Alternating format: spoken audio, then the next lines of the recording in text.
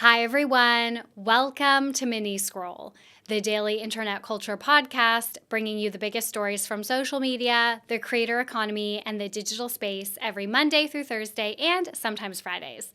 I'm your host, Lauren Meisner, the founder of the youth digital media brand, Centennial World. Welcome back to Mini Scroll, everyone. For those of you who watch, you would notice that I have a special guest on my lap today, Little Pumpkin, my three-legged chihuahua. She doesn't make many appearances anymore. She used to make more, but she really hates coming to the office. It really overwhelms her. But today our schedule's a little all over the place, so I thought I would bring her in. Also, yesterday there was no mini scroll because if you listened on Friday, then you would know that yesterday I had the opportunity to go to the NBC Universal offices and interview Teresa Giudice from The Real Housewives of New Jersey and Whitney Rose from The Real Housewives of Salt Lake City. They're here in Sydney right now, and I got to do a press interview with them, and it was so exciting. It was so cool to meet Teresa. I've met Whitney before. I interviewed her when she was here for South by Southwest with Heather, but to meet Teresa in the flesh, iconic. And she said she liked my hair. Okay, let's get into the stories for today. The first story that I have for you guys is that Sarah's Day has called out the perfume brand Who is Elijah for canceling their collaboration. Sarah's Day is an Australian fitness influencer turned mommy vlogger, basically. She's one of the OGs. You know, there were so many of them in Australia. I know we did like a deep dive into fitness influencer culture a few months ago, but like Sarah's Day was one of the OGs like in Australia specifically. So she had a collaboration going on with fragrance brand Who is Elijah in the works for what she said was about 2 years, and she shared like a little bit here and there on her social media about this potential collab. Over the weekend, Sarah took to social media claiming that the collaboration was axed and she was blindsided. That is my collaboration with Who is Elijah. So 2 years ago, they reached out to me to make a fragrance with them, and as you know, I have documented the entire process. You guys have come along on the journey and we were all really excited, and unfortunately, it's no longer happening, and I'm sure you're asking why, and honestly,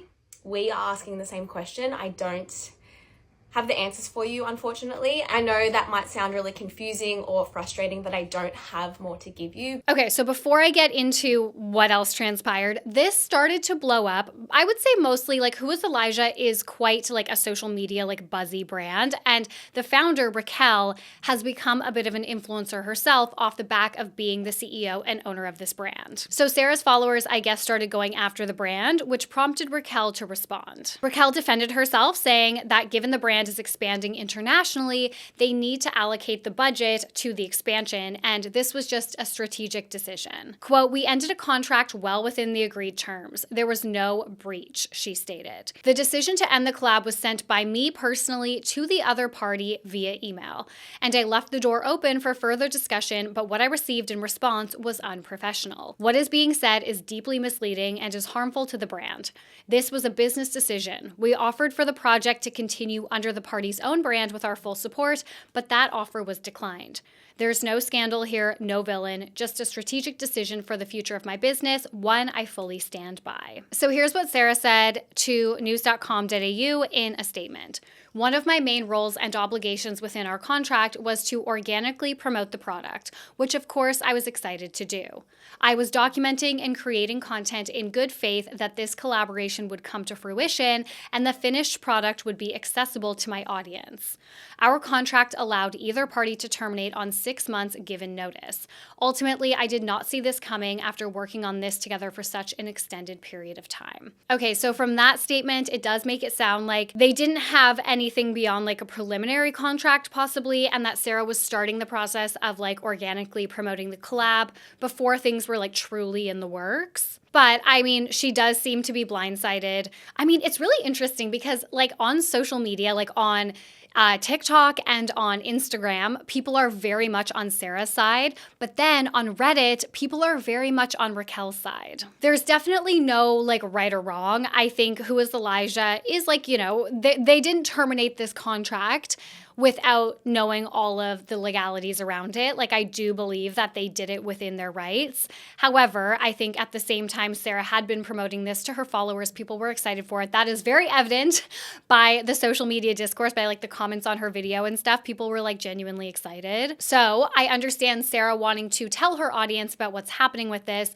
I think where it all went really messy was, people started coming for Raquel and the brand. And so she responded. And then Sarah was getting in the comments with people who work at the brand and the brand founders' friends and stuff who were like commenting on her video. And she was commenting back to them. And there was like all this infighting like in the comment section, which honestly just made both sides look really unprofessional. I would also be really surprised if this is the first time that a business deal has fallen through for Sarah when they had just a preliminary contract. Like, I don't know. I find it really surprising that she's like, I was blindsided. Like, I can't believe they pulled this after working together. I mean, I get it. Like, that honestly sucks. But in business, this kind of stuff happens all the time. So I am quite surprised. Like, we will have basically signed contracts with brands and they'll say, oh, you know what? For like Q3, our priorities have shifted and we are going to use that money and allocate it somewhere else. And like, sorry, this isn't going ahead. Like that does just like happen all the time. So I'm surprised if this is like the first time this has happened to Sarah, but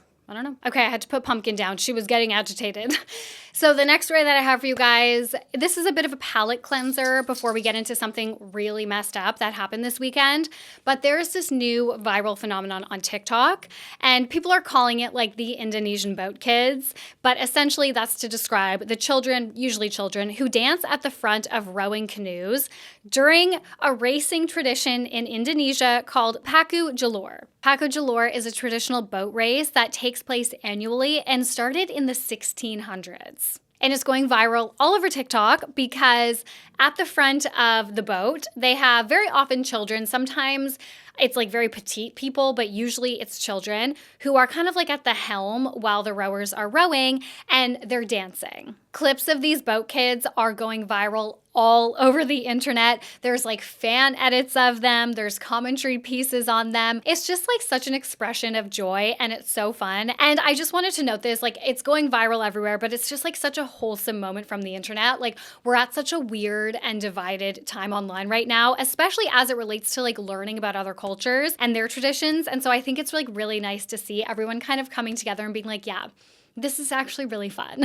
All right, and the last story that I have for you guys today, like I said, this is a really messed up thing that happened over the weekend, but YouTuber Adam McIntyre was reported to ICE by his snark Reddit. So Adam McIntyre is a popular internet culture / like pop culture creator. He's very well known for being the main person to call Colleen Ballinger out for her inappropriate behavior with fans, as he was one of her biggest fans when he was younger, and he ended up in a very weird relationship with her as a teenager. Since being at the forefront of that movement, he has built quite a following online doing commentary content. So Adam has been in and out of the US since February as he's been on a podcast tour. He's been doing the Chronically Online tour and it was like sold out all over the US. So in his snark Reddit, which he has been very open about, like he's okay having, he's like, I don't really feel like it's fair if I like talk about people online publicly and then I try and get like my subreddit shut down. Like a lot of influencers do that, a lot of creators, and he has been quite open about the fact that he doesn't care, not that he doesn't care that he has a subreddit or a snark Reddit, but that, he doesn't feel like that's necessarily fair. So the vast majority of the people in his snark Reddit seem to be Colleen Ballinger fans, okay? So that seems to be kind of how this started, and a lot of them seem to be very much like on her side, even though that whole scenario, I mean, his first video about her was years and years and years ago. And then, of course, like when more started coming out a couple years ago, he was like very much at the forefront of this whole situation, but it's just been such a long time and he has had such much bigger career since then. So over the weekend, his visa, like a picture of his visa, his work visa to go into the US, was posted on his snark Reddit. Adam has an O1 visa from February until the end of July this year. So for anyone that is unfamiliar, an O1 visa is a quote non-immigrant visa for an individual who possesses extraordinary ability in the sciences, arts, education, business, or athletics. I remember one of my friends got an O1 visa, like one of my Australian friends, to go over to the US, and she was like, it's a wanky visa. It's like a visa that you get if you're like kind of famous, you have some press articles about you, you're going to do things that like you will basically be able to like propel your fame, not always, but like, propel your career in kind of a like public figure-esque way in the US. Okay, so when his visa got approved, Adam posted this photo of it on social media. So that is how they got this photo. This photo was not like obtained in any type of weird way. Okay, he had posted this and then it got shared to his subreddit this weekend. So in this picture that he posted, you can see it says visa type / class, and it says R, and then it says O1. R at the front of like R01 visa. So the R at the front of this visa class in the US, it just stands for regular. Quote, the visa R is a temporary visa for business and tourism. The R used during the application or shown as the visa type on passports means regular instead of diplomatic, residence, work, or another visa type. So what happened is this was posted. People in his snark Reddit decided to like look into his visa allowances or restrictions and things that he was allowed to do, okay? And they put like the US visa R, maybe they put R01, but either way, they put R somewhere into Google to figure out like what his visa allows. And what Gemini, which is Google's version of essentially like ChatGPT, right? It's like their AI. Gemini at the top. You know when you Google things now, it's just Gemini at the top and then articles? Okay, so Gemini came up and it said that the R1 visa is a religious visa, specifically for religious activities, and you cannot make money on this visa. Reminder, he is not on an R1 visa. He is on an O1 visa with an R at the front to indicate it is a regular visa type. So Gemini was saying like, this is a religious visa. And instead of doing any little bit of research beyond this, the snark Reddit ran with it. They all hyped each other up and they went into like, some of them went into, honestly, it felt like mass psychosis reading some of these posts where they were just like snowballing off each other, hyping each other up, just truly believing that he would post on the internet that he was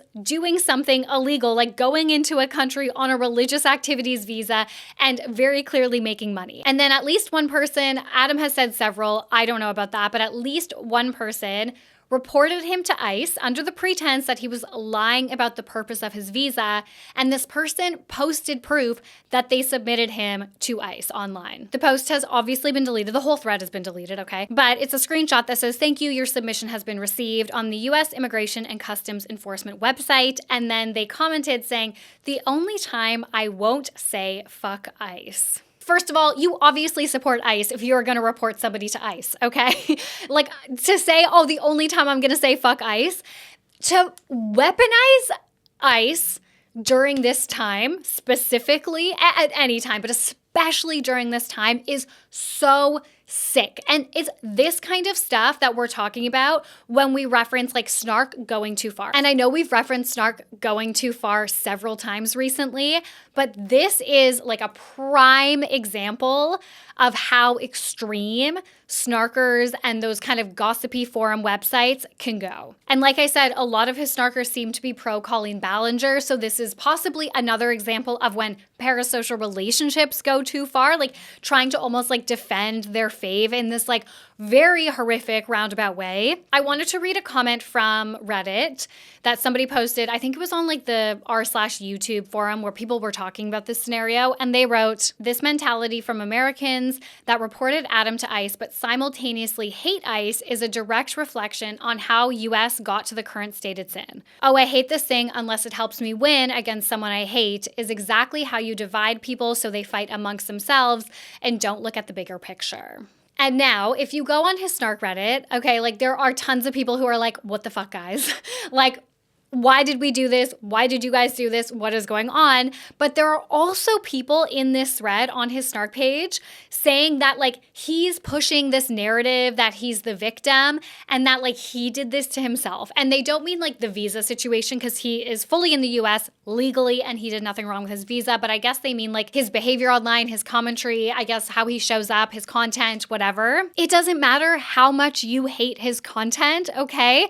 Nothing is as damaging that he has ever done is as damaging as you reporting him to ICE. We all know the stories and we all see what's happening with people who are being taken away by ICE right now. And I really think if everything going on in the US with ICE right now wasn't happening, they wouldn't have reported him to ICE. Like, they did it knowing that this is like such a hot button topic right now. They know that like ICE is on this like tirade right now, and that there is a possibility that he would like get in trouble with them and that he would get taken away. I truly believe that. I truly believe that that is why they did that, because they wanted to inflict like such extreme harm on him. I'm not saying this in defense of Adam McIntyre in general, okay? I'm sure there are many valid reasons to not like him, to think that his content is damaging or whatever these people think. I'm sure that there are some valid reasons there.